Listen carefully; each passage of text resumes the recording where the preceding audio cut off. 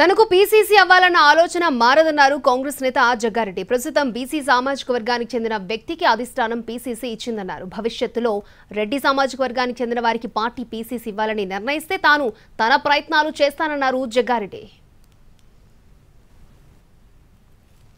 PCC కావాలని అనుకోవాలనుకున్న దాంట్లో నా ఆలోచన, నా అభిప్రాయము ఎప్పుడు చేంజ్ కాదు.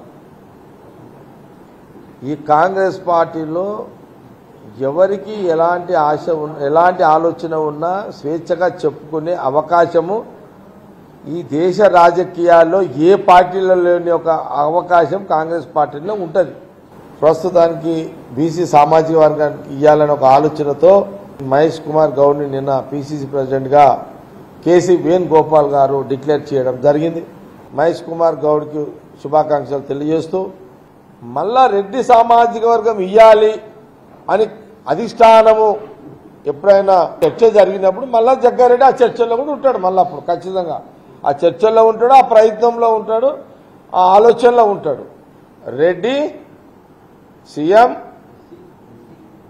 SC deputy CM, BCC BC ప్రధాన పోస్టుల్లో 3 కులాలు వచ్చేసాయి. మనకు సోషల్ ఈక్వేషన్